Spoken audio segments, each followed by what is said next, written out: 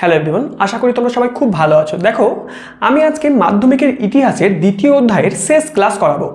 এই ক্লাসের মাধ্যমে আমি যে লাস্ট যে দুটো টপিক আছে সেই টপিকগুলো নিয়ে আমি বিস্তারিতভাবে আলোচনা করব এবং এখান থেকে যে যে প্রশ্নগুলো আসতে পারে আমি সেই সমস্ত প্রশ্নগুলো নিয়েও খুব ভালোভাবে আলোচনা করব। বিশেষ করে শর্ট প্রশ্নগুলো, তোমাদের বড় প্রশ্ন সাজেশন আমি অলরেডি দিয়ে দিয়েছি, তোমরা ওই সমস্ত প্রশ্নগুলো এখন থেকে প্র্যাকটিস করবে আপ টু ফাইনাল পর্যন্ত, এবং আমি ফাইনালের জন্য আলাদা করে সাজেশন দেবো এবং দ্বিতীয় ইউনিট টেস্টের জন্য আমি কিন্তু সাজেশন দেবো। আমি প্রথম ইউনিট টেস্টের সাজেশন অলরেডি তোমাদের দিয়ে দিয়েছি। এবার দেখো আমরা আজকে যে টপিকগুলো পড়ব। দেখো প্রথম অধ্যায় দ্বিতীয় অধ্যায় যে নামটা হচ্ছে সংস্কার বৈশিষ্ট্য পর্যালোচনা, আর আজকের টপিক আমাদের হচ্ছে যে 19 শতকের বাংলার ধর্ম সংস্কার। তাহলে বলা হচ্ছে আমরা আজকে 19 শতকের বাংলার যে ধর্ম সংস্কারটা হয়েছিল সেই ধর্ম সংস্কারটা আমরা কিভাবে হয়েছিল এবং কোন কোন বিষয়ের উপর ভিত্তি করে ধর্ম সংস্কার হয়েছিল সেই জিনিসটা আমরা কিন্তু খুব ভালোভাবে বুঝবো। এবার দেখো 18 শতকের শেষের দিকেও আমাদের বাংলার মধ্যে বাংলায় ধর্মীয় অনেক কিছুই কুসংস্কার কিন্তু বর্তমান ছিল। যেমন তার মধ্যে একটা বিশেষ হচ্ছে সাগরে হচ্ছে সন্তান বিসর্জন, তারপরে সতীদাহ প্রথা, অস্পৃশ্যতা, এই সমস্ত জিনিসগুলো আমাদের 18 শতকের মধ্যেও বর্তমান ছিল। কিন্তু পরবর্তীকালে দেখা যাচ্ছে যে 19 শতকের প্রথমার্ধে বলা হচ্ছে ব্রহ্ম আন্দোলন, শ্রীরামকৃষ্ণের সর্বধর্ম সমন্বয়ের আদর্শ, স্বামী বিবেকানন্দের নব্য বেদান্তবাদ, এই সমস্ত আদর্শ প্রচারের ফলে আমাদের বাংলায় ধর্মীয় সংস্কারটা দেখা গেল। এবার প্রথমে আমরা যে সাব টপিকটা পড়ব, এটা হচ্ছে মেইন টপিক যে 19 শতকের বাংলার ধর্ম সংস্কার। এবং এখানে আমরা বুঝতে পারলাম যে ভূমিকাতেই আমরা বুঝে গেছি যে আমরা কোন কোন এবং কাদের নিয়ে আমরা ধর্ম সংস্কারটা পড়ব। এবার দেখো বলা হচ্ছে ব্রহ্ম আন্দোলন, তাহলে আমরা পড়ব হচ্ছে ব্রহ্ম আন্দোলন, আর হচ্ছে বিবর্তন আর বিভাজন, বিবর্তন বিভাজন। তাহলে আমরা প্রথমে যে সাব টপিকটা পড়ব সেটা হচ্ছে যে ব্রহ্ম আন্দোলন, বিবর্তন আর বিভাজন। এবার দেখো যে আমাদের এই যে ব্রহ্ম আন্দোলন, তাহলে বলা হচ্ছে ব্রহ্ম সমাজ, এবং এর আগে আমাদের ছিল ব্রহ্ম সভা, এবং বলা হচ্ছে যে আমাদের এই ব্রহ্ম সভা থেকে আমাদের ব্রহ্ম সমাজ বিবর্তন হলো এবং ব্রহ্ম সভাকে তৈরি করেছিলেন রাজা রামমোহন রায়, এবং পরবর্তীকালে আমাদের ব্রহ্ম সমাজ রূপান্তরিত হলো এবং সেখানে নেতৃত্ব দিলেন দেবেন্দ্রনাথ ঠাকুর। এবার ব্রহ্ম সমাজের দেবেন্দ্রনাথ ঠাকুরের নেতৃত্বে যখন মধ্য গগনে, তখন তরুণ কেশবচন্দ্র সেন 1858 খ্রিস্টাব্দে ব্রহ্ম সমাজে যোগদান করেন। এবার বলা হচ্ছে যে ব্রহ্ম সমাজে কেশবচন্দ্র সেন কবে যোগদান করেছিল প্রশ্ন আসতে পারে। সেটা হচ্ছে কেশবচন্দ্র সেন সেটা হচ্ছে 1858 খ্রিস্টাব্দে তিনি আমাদের ব্রহ্ম সমাজে যোগদান করেছিল, এবং তখন এই ব্রহ্ম সমাজটাকে পরিচালনা করছিলেন কে? দেবেন্দ্রনাথ ঠাকুর। এবার বলা হচ্ছে যে তিনি তার প্রতিভা এবং দক্ষতার গুণে দেবেন্দ্রনাথের অত্যন্ত ঘনিষ্ঠ হয়েছিল, এবং এই কেশবচন্দ্র সেন কিন্তু খুব অল্প দিনের মধ্যেই দেবেন্দ্রনাথ ঠাকুরের খুব ঘনিষ্ঠতা অর্জন করতে পেরেছিলেন এবং তার বুদ্ধিমত্তা দিয়ে, এবং দেবেন্দ্রনাথ ঠাকুর তাকে ব্রহ্মানন্দ উপাধি দিয়েছিল। তাহলে প্রশ্ন আসতে পারে, শর্ট প্রশ্ন, দেবেন্দ্রনাথ ঠাকুর কাকে ব্রহ্মানন্দ উপাধি দিয়েছিল? তাহলে দেবেন্দ্রনাথ ঠাকুর কেশবচন্দ্র সেনকে ব্রহ্মানন্দ উপাধি দিয়েছিল। এই প্রশ্নগুলো লিখে নেবে তোমরা খাতার মধ্যে। এবং ব্রহ্ম সমাজের আচার্য পদে তিনি নিয়োগ করেন, এবং কেশবচন্দ্র সেন কিছুকালের মধ্যেই ব্রহ্ম সমাজের নেতৃত্বে চলে আসেন এবং ব্রহ্ম আন্দোলনের অত্যন্ত শক্তিশালী একজন, ব্রহ্ম আন্দোলনকে আরও শক্তিশালী করে তোলেন, এবং তিনি ব্রহ্ম সমাজের উদ্যোগে সমাজ সংস্কারের আন্দোলনকে শক্তিশালী করে বাংলার বাইরে ভারতের বিভিন্ন রাজ্যে ছড়িয়ে দিয়েছিল, এবং ডক্টর রমেশচন্দ্র মজুমদার কেশবচন্দ্র সেনের নেতৃত্বাধীন প্রথম সর্বভারতীয় ব্রহ্ম আন্দোলন বলে অভিহিত করেছিল। এবং এই ব্রহ্ম আন্দোলনগুলোকে আমাদের ডক্টর রমেশচন্দ্র মজুমদার তিনি সর্বভারতীয় ব্রহ্ম আন্দোলন বলে অভিহিত করেছিল কেশবচন্দ্রের নেতৃত্বাধীন। এবার বলা হচ্ছে পরবর্তীকালে এই ব্রহ্ম আন্দোলনে যারা যে সভাটা ছিল বা ব্রহ্ম সমাজের যারা নীতি আদর্শ ছিল তারা কি নিয়ে আন্দোলনটা বিশেষ করে করতো, সেটা হচ্ছে সমাজের মধ্যে অস্পৃশ্যতা, জাতিভেদ প্রথা, হচ্ছে পর্দা প্রথা, মদ্যপান, বিধবা বিবাহ, অসবর্ণ বিবাহ, স্ত্রী শিক্ষা প্রসার, এই সমস্ত জিনিসের উপর তারা কিন্তু অত্যাধিক পরিমাণে গুরুত্ব দিয়েছিল। প্রশ্ন আসতে পারে যে ব্রহ্ম সমাজ কিসের প্রতি তারা গুরুত্ব দিয়েছিল এবং সমাজে কোন কোন সংস্কার তারা করতে চেয়েছিল, এটা একটা বলবে। এবং শিক্ষার প্রসারের উদ্দেশ্যে মেহনতি মানুষের নৈশ বিদ্যালয়, মানে একদম সাধারণ মানুষের জন্য একটা সময় ছিল আমাদের বাংলায় বা সারা ভারতবর্ষের মধ্যে সাধারণ মানুষের লেখাপড়ার সেরকমভাবে কোনো রকম ব্যবস্থা ছিল না, কিন্তু ব্রহ্ম সমাজই একমাত্র সমাজ যারা কিন্তু আমাদের সাধারণ মানুষের জন্য আমাদের বিদ্যালয়, বিভিন্ন রকম সাধারণ মানুষের জন্য পড়াশোনার যে ব্যবস্থা তারা কিন্তু করছিল। এবং মেয়েদের তো পড়াশোনার অধিকারই ছিল না, সেই জন্য মেয়েদের জন্য ভিক্টোরিয়া কলেজকে তিনি কিন্তু প্রতিষ্ঠা করেছিলেন এই সমাজ থেকে। এবং তারা হচ্ছে বিরোধিতা, তারা পৌত্তলিকতার বিরোধিতা, একেশ্বরবাদ এবং সর্বধর্ম সমন্বয় এবং মানবতাবাদ প্রভৃতি উচ্চধর্মীয় আদর্শগুলির প্রসারে তার নেতৃত্বাধীন ব্রহ্ম সমাজ সক্রিয় উদ্যোগ নেয়। এবং কেশবচন্দ্রের নেতৃত্বাধীন 1865 খ্রিস্টাব্দের মধ্যে বাংলায় ব্রহ্ম সমাজের 50টি শাখা তৈরি হয়। তাহলে তিনি যোগদান করেছিল কবে? 1858-তে। তাহলে 1865 খ্রিস্টাব্দে বাংলায় 50টি শাখা কিন্তু আমাদের ব্রহ্ম সমাজের তৈরি হয়েছিল তার নেতৃত্বাধীন। এবং এবার পরবর্তীকালে কিন্তু আমাদের, তাহলে আমরা দেখলাম কীভাবে ভাঙলো। তাহলে প্রথমে ছিল ব্রহ্ম সভা। ব্রহ্ম সভা থেকে কি এলো? ব্রহ্ম সভা কবে প্রতিষ্ঠা হয়েছিল? 1800 এটা তৈরি হয়েছিল, দেখো যে 1828 সেখান থেকে তৈরি হলো ব্রহ্ম সমাজ কবে তৈরি হলো? 1830। তাহলে এইটার নেতৃত্ব দিয়েছিল কে? রাজা রামমোহন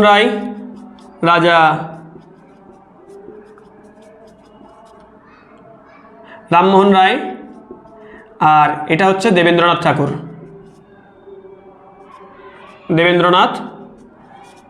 ঠাকুর। এবার পরবর্তীকালে কিন্তু আমাদের এই ব্রহ্ম সভা থেকে যখন ব্রহ্ম সমাজ এলো, পরবর্তীকালে কিন্তু এই ব্রহ্ম সমাজটাও কিন্তু আস্তে আস্তে ভেঙে গেল। এবার প্রশ্ন আসতেই পারে যে এটা কেন ভেঙে গেল? এবার দেখো, বলা হচ্ছে যে কিছুদিনের মধ্যে বিধবা বিবাহ, অসবর্ণ বিবাহ, ব্রহ্ম আচার্যদের উপবৃত ধারণা এবং সংস্কৃতের পরিবর্তে বাংলায় মন্ত্রোচ্চারণ প্রভৃতি বিষয়গুলিকে কেন্দ্র করে দেবেন্দ্রনাথ ঠাকুরের সঙ্গে কেশবচন্দ্র সেনের তীব্র মতভেদ দেখা দিল। তাহলে বলা হচ্ছে দেবেন্দ্রনাথ ঠাকুরের সঙ্গে কেশবচন্দ্র সেনের একটা তীব্র মতবিরোধ দেখা দিল।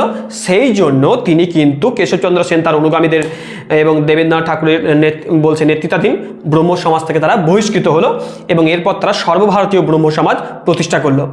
তাহলে এরা কি প্রতিষ্ঠা করলো? সর্বভারতীয় ব্রহ্ম সমাজ, সর্বভারতীয় ব্রহ্ম সমাজ প্রতিষ্ঠা করলো কবে? 1866 খ্রিস্টাব্দে। এবার 1866 খ্রিস্টাব্দে সর্বভারতীয় ব্রহ্ম সমাজ যখন প্রতিষ্ঠা হলো, এবং তখন কিন্তু আমাদের এই ব্রহ্ম সমাজটার নাম পরিবর্তন হয়ে গেল আদি ব্রহ্ম সমাজ। আবার বলা হচ্ছে এই সর্বভারতীয় ব্রহ্ম সমাজটাও কিন্তু পরবর্তীকালে আবার দুটো ভাগে ভাগ হয়ে গেল। একটার নাম হচ্ছে সাধারণ ব্রহ্ম সমাজ, সাধারণ ব্রহ্ম সমাজ, আর একটা হচ্ছে যে নববিধান। তাহলে বলা হচ্ছে এইভাবে কিন্তু আমাদের ব্রহ্ম সমাজটা কিন্তু ভেঙে গেল। এবার পরবর্তীকালে যে আমাদের এই যে সাধারণ ব্রহ্ম সমাজ এবং নববিধান কেন প্রতিষ্ঠা হলো সেটাকেও কিন্তু আমরা দেখব। কেশবচন্দ্র সেনও কিন্তু যে নীতি এবং আদর্শের দ্বারা অনুপ্রাণিত হয়ে আমাদের ব্রহ্ম সমাজের প্রতি যে নীতি আদর্শ ছিল সেই আদর্শগুলোকেই নিয়েছিল, এবং কিছু সামান্য মতভেদ থাকার সত্ত্বেও পরবর্তীকালে নিজে এমন কিছু ভুল করে ফেললেন যার জন্য কিন্তু তার থেকেও কিন্তু আস্তে আস্তে সবাই সরে যেতে লেগেছিল। কারণ দেখো, বলা হচ্ছে যে একদিকে দেবেন্দ্রনাথ ঠাকুরের নেতৃত্বাধীন মূল সংগঠনটি আদি ব্রহ্ম সমাজ নামে পরিচিত, এবং ভারতীয় ব্রহ্ম সমাজ দ্রুত জনপ্রিয় হয়ে ওঠে এবং শ্রমিকদের মধ্যে শিক্ষার প্রসারের উদ্দেশ্যে কেশবচন্দ্র নৈশ বিদ্যালয় প্রতিষ্ঠা করেছিল, এবং তার উদ্যোগে প্রকাশিত উল্লেখযোগ্য পত্রপত্রিকাগুলি ছিল সুলভ সমাচার, এবং সুলভ সমাচার প্রতিষ্ঠা হয়েছিল 1870 খ্রিস্টাব্দে। ভারতীয় শ্রমজীবী কেশবচন্দ্র আন্দোলন প্রভাব এবং 3 আইন নামে একটি আইন পাস করেছিল, যেমন বাল্যবিবাহ, বহুবিবাহ নিষিদ্ধ এবং অসবর্ণ বিবাহ স্বীকৃতি। তো এই 3 আইন তিনি কিন্তু আমাদের প্রতিষ্ঠা করেছিল। এবং কয়েকটি বিষয়কে কেন্দ্র করে কেশবচন্দ্র সেনের ভারতীয় ব্রহ্ম সমাজের কিছু তরুণ সদস্যের মতবিরোধ হয়। এরপর কেশবচন্দ্র ভারতীয় ব্রহ্ম সমাজের নিয়ম ভেঙে নিজের 14 বছরের নাবালিকা কন্যাকে কোচবিহারের মহারাজের সঙ্গে বিবাহ দিলে শিবনাথ শাস্ত্রী, বিজয় কৃষ্ণ গোস্বামী, আনন্দমোহন বসু, দ্বারকানাথ গঙ্গোপাধ্যায়, দুর্গামোহন দাস প্রমুখ তরুণ কেশবচন্দ্রকে ত্যাগ করেছিল এবং সাধারণ ব্রহ্ম সমাজ নামে একটি পৃথক সংগঠন তারা প্রতিষ্ঠা করেছিল। এবং যারা ত্যাগ করে গেল কেশবচন্দ্র সেনকে, তারা কিন্তু তারা আবার গঠন করলো কি সাধারণ ব্রহ্ম সমাজ। তাহলে সাধারণ ব্রহ্ম সমাজ গঠনের মূল উদ্দেশ্যটা কি ছিল? মানে মূল উদ্দেশ্য থেকে বড় কথা, একটা কেশবচন্দ্র সেনের সঙ্গে কিন্তু মতবিরোধ দেখা দিল, কারণ তিনি তো বাল্যবিবাহের সম্পূর্ণ বিরোধী ছিল। এবং সেই জন্য তিনি যেহেতু তিনি বিরোধী ছিলেন, সেই জন্য তোমরা একটা জিনিস লক্ষ্য করো, তার নিজের 14 বছরের মেয়ের সাথে কোচবিহারের রাজা, তাহলে এটা একটা লোভই বলা চলে, যে মেয়ের জন্য একটা ভালো পাত্র পেয়েছে, সেই জন্য তিনি আর 4 বছর অপেক্ষা না করেই তিনি কিন্তু তার নাবালিকা মেয়ের সঙ্গে কোচবিহারের রাজার বিবাহটা তিনি দিয়েছিলেন। সেই জন্য তাকে তার অনুগামীরা কিন্তু ত্যাগ করলো, এবং ত্যাগ করার ফলে সাধারণ ব্রহ্ম সমাজকে তারা কিন্তু প্রতিষ্ঠা করলো। এবং সাধারণ ব্রহ্ম সমাজ প্রতিষ্ঠা হলো 1778 খ্রিস্টাব্দে, 1878 খ্রিস্টাব্দে। এবার দেখো, বলা হচ্ছে যে কেশবচন্দ্র 1880 খ্রিস্টাব্দে সর্বধর্ম সমন্বয়ের আদর্শ নববিধান ঘোষণা করেছিল, এবং 1880 খ্রিস্টাব্দে তিনি কিন্তু আবার প্রতিষ্ঠা করলো। 1880 খ্রিস্টাব্দে নববিধানকে তিনি কিন্তু প্রতিষ্ঠা করলো, এবং পরবর্তীকালে নববিধান ব্রহ্ম সমাজের জনপ্রিয়তা হ্রাস পায় এবং সাধারণ ব্রহ্ম সমাজের উদ্যোগে সমাজ সংস্কারের কাজ চলতে থাকে। এবং সাধারণ ব্রহ্ম এটাকে একদম জনপ্রিয়তা হ্রাস পেয়ে গেছিল, এবং সাধারণ ব্রহ্ম সমাজের আদর্শে আমাদের সমাজের বিভিন্ন রকম সমাজ সংস্কারগুলো চলতে থাকে। এবং বিভিন্ন রকম পর্যালোচনা করলেও দেখা যায় যে বলা হচ্ছে যে আদি ব্রহ্ম সমাজ, সাধারণ ব্রহ্ম সমাজ, নববিধান, এই সমস্ত সংগঠনের মোট সদস্য ছিল 6400 জন। এবং শহরাঞ্চলের শিক্ষার সমাজের বাইরে ব্রহ্ম আন্দোলন শক্তিশালী করার বিশেষ উদ্যোগ দেখা দেয়নি। যা কিছু ছিল শহর অঞ্চলের মধ্যেই এটা হচ্ছিল, কিন্তু গ্রাম অঞ্চলের দিকে এর প্রভাব সেরকমভাবে পড়েনি। এবং বলা হচ্ছে ব্রহ্ম সমাজের বিভিন্ন শাখার মধ্যে মতভেদ আন্দোলন গতিকে দুর্বল করে দিয়েছিল। বিভিন্ন জনের বিভিন্ন মত।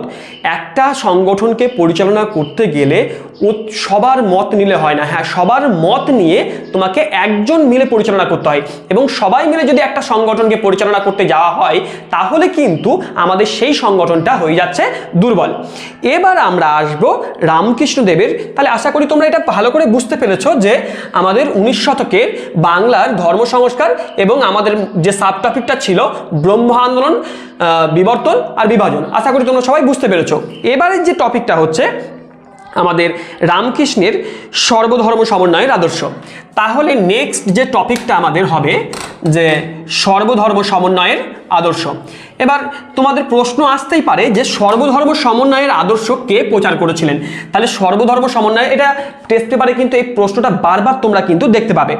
তাহলে বলা হচ্ছে যে রামকৃষ্ণের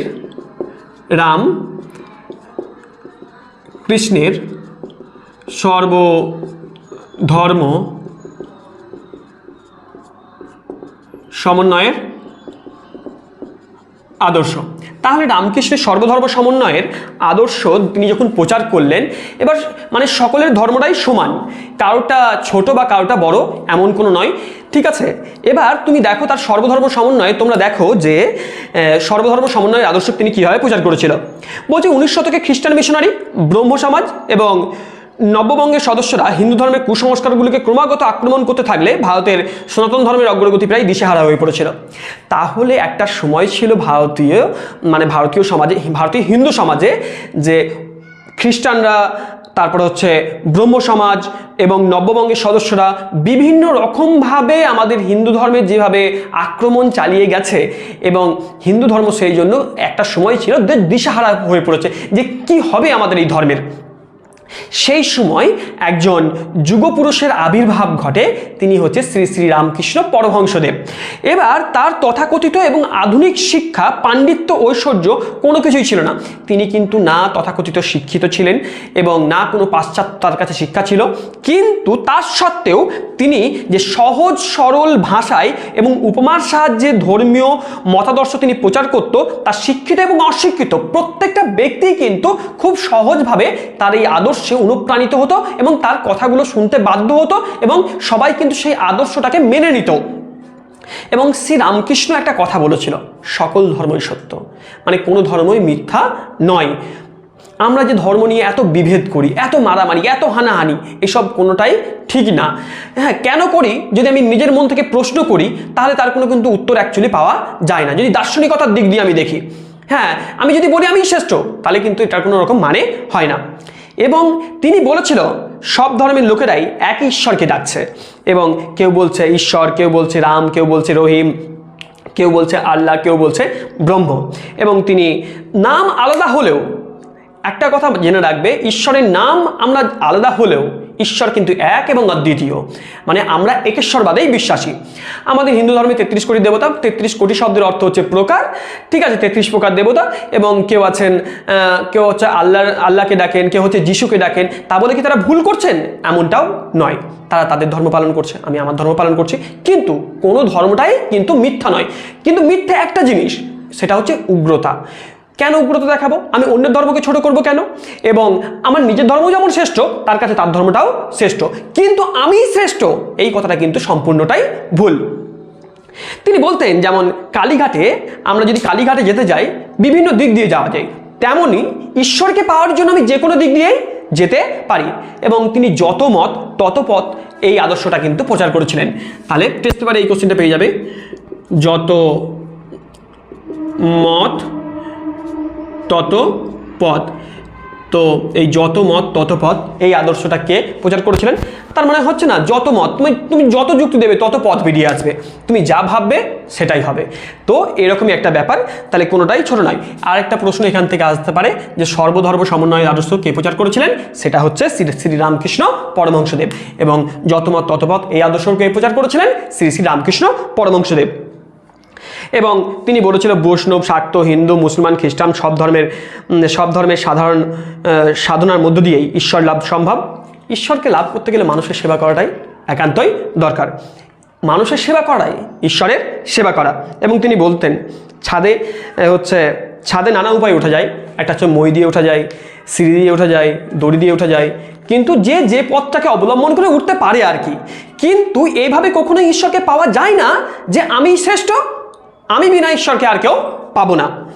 এবং বলা হচ্ছে তবে উঠবার সময় একটা ধরে উঠতে হয়, হচ্ছে 2-3 রকম সিঁড়ি পা দিয়ে ওঠা যায় না। তাহলে তিনি বলেছে ঈশ্বরকে পাওয়ার জন্য যে কোনো একটা পথকে অবলম্বন করে চলতে হয়, 2 নৌকায় পা দিয়ে চলা যায় না। ধরো আমি ওর আদর্শে অনুপ্রাণিত হচ্ছি, এর আদর্শে অনুপ্রাণিত হচ্ছি, আমি নিজেই জানি না আমি কোন আদর্শে অনুপ্রাণিত হচ্ছি, তাহলে আমার ঈশ্বরকে পাওয়াই যাবে না, আবার পুনর্জন্মের উপর এইভাবেই সার্কেল হিসাবে চলতে থাকবে। এবং শ্রী রামকৃষ্ণ বলেছেন যে ধর্মীয় আড়ম্বর, মূর্তি পূজা, শাস্ত্র চর্চা, যাগযজ্ঞ, আচার অনুষ্ঠান প্রভৃতির মধ্যে ঈশ্বরকে পাওয়া যায় না। তাহলে ঈশ্বরকে এইভাবে কখনোই পাওয়া যায় না যে আমরা ভাবি ঈশ্বরের আন্তরিক ভক্তির দ্বারা ঈশ্বরকে পাওয়া সম্ভব। তাহলে ঈশ্বরকে পাওয়ার জন্য মূর্তি পূজা, আড়ম্বর, শাস্ত্র চর্চা, যাগযজ্ঞ, আচার অনুষ্ঠান, এইসব কোনো কিছুরই দরকার নেই। তা বলে কি তিনি এগুলোকে বর্জন করতে বলেছেন? এমনটাও নয়। তুমি ধরে রাখো সব কিছুকে, কিন্তু তোমার আন্তরিক ভক্তির দ্বারাই কিন্তু ঈশ্বরকে পাওয়া সম্ভব। ঈশ্বরকে পেতে গেলে লালন ফকিরও কিন্তু ঠিক এরকম কথাটাই তিনি কিন্তু বলেছিল। তোমাদের ক্লাস 12-এ আগে একটা বাংলার কবিতা ছিল, সেখানে পড়ানো হতো যে বাড়ির কাছে আরশিনগর। তো আরশি কথার অর্থ হচ্ছে আয়না। তো আমরা নিজেকে যখন দেখতে পাই, এবং আমি ঈশ্বরকেও আমাদের প্রত্যেকের মধ্যেই বসবাস করছে, কিন্তু তার সত্ত্বেও আমরা ঈশ্বরকে দেখতে পাচ্ছি না, তার সত্ত্বেও আমাদের ঈশ্বরের সঙ্গে আমাদের কানেকশন লক্ষ যোজন দূরত্ব। এই দূরত্বটা হচ্ছে আমাদের লোভ, আকাঙ্ক্ষা, ক্ষোভ, হিংসা, কাম, ক্রোধ, এই সমস্ত জিনিসের জন্যই আমরা ঈশ্বরকে কখনো পেতে পারি না। আমরা যদি এই সমস্ত জিনিস, মোহ, মায়া, এই সমস্ত জিনিসকে ত্যাগ করি, তাহলেই আমরা ঈশ্বরকে পাওয়া সম্ভব, আমাদের ঈশ্বরকে পাওয়া সম্ভব। তাহলে ঈশ্বরকে পাওয়ার পন্থা একটাই, যে আমি একজনকে ধরে থাকলাম এবং আমি তাকেই সেবা করলাম এবং তারই সেবা শুশ্রূষা করলাম, এবং সেই জন্য ঈশ্বরকে পেলে আমার একটা রাস্তা দিয়েই ঈশ্বরকে পাওয়া সম্ভব। 2-3 রকম রাস্তাতে অবলম্বন করে আমি ঈশ্বরকে কখনোই পেতে পারি না। এবং তিনি বলেছিল যে শিবজ্ঞানে জীব সেবার কথা তিনি বলেছিল, এবং সব মতকে এক একটি পদ বলে জানবে, আমি ঠিক আর অপরের সকলে মিথ্যে, এটা যেন বোধ তোমার কখনোই না হয়।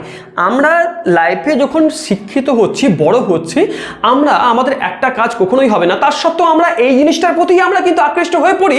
যে কোন জিনিসটার প্রতি বলতো, যে আমরা ধর্ম, প্রথমে একটা বড় হওয়ার সাথে সাথে আমরা যে জিনিসটার প্রতি সর্বদা আকৃষ্ট হয়ে যাই, সেটা হচ্ছে ধর্মীয় ইস্যু।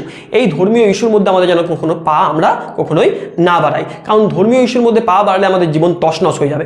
তার মানে এমন নয়, তুমি যদি ধর্মকে ধর্মের মতো করে মানো, যে ঠিক আছে তুমি তোমার ধর্ম পালন করছো, আমি আমার ধর্ম পালন করছি, এখানে কোনো রকম বাধা নেই, কিন্তু আমি শ্রেষ্ঠ হিসাবে যদি তুমি সেটাকে প্রচার করতে লাগো, তখনই কিন্তু তুমি অনেক রকম আক্রমণের সম্মুখীন হবে।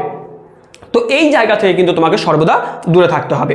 এবং তিনি শিবজ্ঞানে জীব সেবা করার কথা বলেছেন, মানে জীবের সেবা করাই যে শিবের সেবা করা, এটাকে আমাকে খুব ভালো করে সবাইকে বুঝতে হবে, এবং কারোর মধ্যে আমাদের কোনো রকম ভেদাভেদ নেই। এবার আমি আরেকজনের কথা আসি, সেটা হচ্ছে স্বামী বিবেকানন্দের ধর্ম সংস্কার এবং অভিমুখ এবং নববেদান্তবাদ। বলা হচ্ছে আধুনিক তথা বাংলায় ধর্মীয় ক্ষেত্রে যে সকল মনীষীর আলোড়ন সৃষ্টি করেছে, তাদের মধ্যে হচ্ছে যুবনায়ক স্বামী বিবেকানন্দ। তার জন্ম হয়েছিল 1863 খ্রিস্টাব্দে, মৃত্যু হয়েছিল 1902 খ্রিস্টাব্দে। তাহলে বলা হচ্ছে বিবেকানন্দের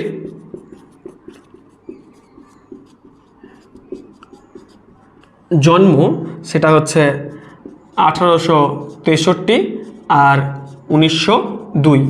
তাহলে বলা হচ্ছে এই সময়ের মধ্যে তিনি মাত্র 39 বছর বেঁচেছিল, তিনি মাত্র 39 বছর বেঁচেছিল, এবং তিনি নব্য বেদান্তবাদের আদর্শকে তিনি কিন্তু প্রচার করেছিলেন। এবং তিনি যখন শ্রী শ্রী রামকৃষ্ণ পরমহংসদেবের কাছে আসলেন এবং তার আদর্শের দ্বারা তিনি যখন অনুপ্রাণিত হলেন এবং ভারতবর্ষের দুঃখ দুর্দশাকে তিনি কিন্তু নিজের স্বচক্ষে দেখলেন, এবং শ্রী রামকৃষ্ণদেবের আদেশেই তিনি ভারত পরিভ্রমণ করেছিল পায়ে হেঁটে, এবং তখনই তিনি দেখতে পারেন যে ভারত মাতার যে করুণ যে চিত্রটা, সেটা তিনি নিজের স্বচক্ষে দেখেন, এবং মানুষকে এখান থেকে বেরিয়ে আসতে হলে কি করতে হবে, এবং প্রত্যেকের যে নিজের নিজের কাজ আছে, এটাকে কিন্তু আমরা যাতে সম্পূর্ণ ভালোভাবে করতে পারি, সেই জন্য তিনি কিন্তু এই কথাটা বলেছিলেন। যেমন বলা হচ্ছে যোদ্ধারা যোদ্ধা করুক, ব্যবসায়ীরা ব্যবসা করুক, কৃষক কৃষিকাজ করুক, কিন্তু তারা যেন সকলেই নিজেদের কর্মকে ব্রহ্ম দৃষ্টিতে সম্পাদন করেন, সকলেই শিব জ্ঞানে জীব সেবা করতে হবে। তাহলে সকলকেই বলা হচ্ছে যে সকল জীবকেই শিব জ্ঞানে জীব সেবা করতে হবে, মানে বলা হচ্ছে জীবের সেবা করাই হচ্ছে শিবের সেবা করা, এটা যেন আমাদের মনে থাকে। এবং তিনি আরও প্রচার করেছিলেন যে সর্বত্রই ব্রহ্মের উপস্থিতি এবং সাধারণ মানুষের সেবা করাই হচ্ছে ব্রহ্মের সেবা করা। সেই জন্য তিনি 1893 খ্রিস্টাব্দে আমেরিকা শিকাগো বিশ্ব ধর্ম সম্মেলনে যোগদান করেছিল। তাহলে একটা শর্ট প্রশ্ন আসতে পারে, আমেরিকা শিকাগো শহরে বিশ্ব ধর্ম সম্মেলনে তিনি কবে যোগদান করেছিলেন? সেটা হচ্ছে 1893 খ্রিস্টাব্দে 11 থেকে 27 সেপ্টেম্বর। এবং তিনি কিন্তু সেখানে তিনি গিয়ে যে প্রথম যে কথাটা বলেছিল যে আমার আমেরিকার ভাই ও বোনেরা, এবং এই আদর্শকে তিনি কিন্তু ওখানে প্রচার করলেন। এবং পরবর্তীকালে দেখা গেল 1897 খ্রিস্টাব্দে তিনি কিন্তু আমাদের শ্রী শ্রী রামকৃষ্ণ মিশনকে তিনি কিন্তু প্রতিষ্ঠা করলেন, এবং আর.জি. প্রধান তাকে ভারতীয় জাতীয়তাবাদের জনক হিসাবে কিন্তু তাকে অভিহিত করেন। তাহলে আমরা জানতে পারলাম যে স্বামী বিবেকানন্দের সম্বন্ধে আমি নব্য বেদান্তবাদের আদর্শকে প্রচার করেছিল স্বামী বিবেকানন্দ। এবার স্বামী বিবেকানন্দ আমেরিকায় বিশ্ব ধর্ম সম্মেলনে কবে যোগদান করেছিল? সেটা হচ্ছে যে 1893 খ্রিস্টাব্দে। এবং তিনি কবে রামকৃষ্ণ মিশন প্রতিষ্ঠা করেন? সেটা হচ্ছে 1897 খ্রিস্টাব্দে। এবং তিনি আমেরিকায় বিশ্ব ধর্ম সম্মেলনে যোগদান করে তার প্রথম লাইনটা কী ছিল? শুরুতেই তিনি যেটা বলেছিল যে আমেরিকাবাসী ভাই বোনেরা, তো এই কথা বলে তিনি কিন্তু তার মতাদর্শকে তিনি প্রচার করেছিলেন। এবং লালন ফকিরও একজন ছিলেন, এবং লালন ফকির 116 বছর বেঁচে ছিলেন, এবং তিনি কিন্তু একজন বাউল সাধক ছিলেন, এবং তার বাউল গানের মাধ্যমে তার সমাজটাকে একটা বন্ধনের মধ্যে আকৃষ্ট করে রেখেছিল এবং সকল ধর্মই যে সমান সেই আদর্শটাকেও কিন্তু তিনি প্রচার করেছিলেন। এবং বাংলার আরেকটা লাস্ট টপিক হচ্ছে বাংলার নবজাগরণ হচ্ছে চরিত্র হচ্ছে পর্যালোচনা, 19 শতকের বাংলার নবজাগরণ ধারার ব্যবহার বিষয়ক বিবর্তন। তো বিতর্ক বলা হচ্ছে তুর্কি মুসলমান আক্রমণ 1853 খ্রিস্টাব্দের কনস্ট্যান্টিনোপলের পতন ঘটলে এখানকার শিল্পীগণ তাদের শিল্প কর্ম নিয়ে ইতালিতে চলে যান এবং তাদের উদ্যোগে পঞ্চদশ শতকে ইতালিতে বৌদ্ধিক জগতে যে অগ্রগতি ঘটে তাকে হচ্ছে নবজাগরণ নামে সেটা হচ্ছে নবজাগরণ নামে পরিচিত ছিল। বলছে ইতালির নবজাগরণ শিল্প, সাহিত্য, সমাজ, ধর্ম প্রভৃতি ক্ষেত্রে চরম উৎকর্ষতা লক্ষ্য করা যায়। ইতালির ফ্লোরেন্স শহরে শুরু হয়ে নবজাগরণ ক্রমে সমগ্র ইতালি এবং ইউরোপে সর্বত্র ছড়িয়ে পড়ে। তো বলা হচ্ছে যে নবজাগরণ কী নিয়ে হয়েছিল। নবজাগরণ কথা মানে ইংলিশের যে টার্মটা হচ্ছে সেটা হচ্ছে রেনেসাঁস, আর বিপ্লব হচ্ছে রেভলিউশন। তো নবজাগরণ সমাজটা ধীর গতিতে যে পরিবর্তন হয়ে যায় সেটা হচ্ছে সাহিত্য, ধর্ম, সমাজ, এই সমস্ত জিনিস দিয়ে যে পরিবর্তনগুলো হয় সমাজের মধ্যে সেটাকে আমরা নবজাগরণ বলবো। এবং সেই ধারাটা শুরু হয়েছিল ইতালিতে এবং পরবর্তীকালে আমাদের বাংলাতেও যে নবজাগরণ তার প্রভাব কিন্তু আমরা দেখতে পারি। এবং আমাদের বাংলায় হচ্ছে পাশ্চাত্য শিক্ষা আসার ফলে আমাদের বাংলায় হচ্ছে সাহিত্য, দর্শন, যুক্তিবিদ্যা, মানবতা, উদারতা এই সমস্ত বিষয়ের প্রতি মানুষ আকৃষ্ট হয় এবং সমাজটাকে সংস্কার করতে থাকে এবং সমাজের মধ্যে যে সমস্ত কুসংস্কারগুলো ছিল সেই কুসংস্কারগুলো আমাদের কিন্তু বিভিন্ন রকম মনীষীরা এসে কিন্তু সেটাকে পরিবর্তন করতে থাকে। এর ফলে আমাদের বাংলায় কিন্তু একটা নবজাগরণের সূচনা হয়, যেমন বিধবাদের পুনর্বিবাহ, সতীদাহ প্রথার অবসান, সাগরে কন্যা শিশু ভাসিয়ে সাগরে শিশু ভাসিয়ে দেওয়ার যে প্রচলিত একটা প্রথা ছিল সেটাকে বন্ধ করা এবং পাশ্চাত্য শিক্ষার বিস্তারের ফলে সাহিত্য অগ্রগতি, বিভিন্ন সভা সমিতি প্রতিষ্ঠা, বিভিন্ন রকম সংবাদপত্রের প্রতিষ্ঠা, সংবাদপত্রের বাক স্বাধীনতা, কেউ অন্যায় করলে সেই অন্যায়ের বিরুদ্ধে প্রতিবাদ করা। এর ফলে আমাদের সামাজিক যে সংস্কারটা শুরু হয়েছিল সেটা কিন্তু আমাদের বাংলার নবজাগরণের একটা সূত্রপাত হতে দেখা যায়। এবং বলা হচ্ছে বাংলার নবজাগরণের যে চরিত্র সেটা ছিল কলকাতা কেন্দ্রিক। গ্রাম অঞ্চলের দিকে প্রভাব পড়েছিল কিন্তু সেটা আগে কলকাতা কেন্দ্রিক হয়েছিল, তার পরবর্তীকালে আমাদের গ্রাম বাংলার দিকে এই নবজাগরণের প্রভাব কিন্তু তারা লক্ষ্য করতে পেরেছিল। কিন্তু যে কোনো সংস্কার আমাদের দেখবে যে এখন যে বর্তমানে যে নিউজ চ্যানেলগুলো আছে কলকাতা কেন্দ্রিক, ম্যাক্সিমাম যে নিউজগুলো হয় সমস্তটাই কলকাতা কেন্দ্রিক। ইদানিংকালে কয়েক বছর হলো যে কলকাতার বাইরে গিয়ে তারা নিউজ কভার করছে, কিন্তু একটা সময় ছিল সম্পূর্ণটা যা কিছু হতো কলকাতা কেন্দ্রিক। কলকাতার বাইরে আমাদের পশ্চিমবঙ্গের যে অন্য কোনো জেলা আছে বা গ্রামগঞ্জ আছে সেটাকে এরা মনেই করতো না। এটা একটা এলিটিস্ট একটা ব্যাপার এদের মধ্যে ছিল। তো আমাদের বাংলায় পাশ্চাত্য শিক্ষা প্রগতি নাগরিক সমাজের সীমাবদ্ধ ছিল এবং ইংরেজদের দেওয়া সবচেয়ে বড় উপহার হচ্ছে আমাদের 19 শতকের নবজাগরণ। এটা হচ্ছে ঐতিহাসিক যদুনাথ সরকার কিন্তু এই কোটেশনটা বলেছিল। যদি এই কোটেশন সম্বন্ধে তোমাদের আসবে না, তোমাদের আসবে শুধু এটাই যে বাংলার হচ্ছে নবজাগরণ বলতে কি বোঝো। তাহলে বাংলা নবজাগরণ বলতে আমরা এই প্রশ্নটাকে নিয়েই একটা সময় তোমাদের আলোচনা করব, 8 নম্বরের প্রশ্ন হিসাবে আলোচনা করব। এই প্রশ্নগুলো করলে পরে দেখবে তোমরা একদম এই চ্যাপ্টার থেকে আশা করি আর কোনো রকম অসুবিধা হবে না। আমি কিন্তু এই চ্যাপ্টারটা তোমাদের ফার্স্ট থেকে লাস্ট অবধি প্রত্যেকটা টপিক ওয়াইজ ধরে তোমাদের বুঝিয়েছি এবং একটা কোনো রকম অসুবিধা তোমাদের আশা করি এখন পর্যন্ত হয়নি। যদি তোমাদের কোনো রকম অসুবিধা থাকে, কারোর মধ্যে কোনো রকম ডাউট থাকে, আমাকে কিন্তু জানাতে কেউ দ্বিধাবোধ করবে না। এবং তোমাদের যদি বুঝতে আরও যদি ভালো লাগে বোঝার জন্য আমাকে কিন্তু কমেন্ট করে অবশ্যই জানাবে এবং তোমাদের ভালো লাগলে আমাদের এই চ্যানেলটাকে সাবস্ক্রাইব করে যাবে।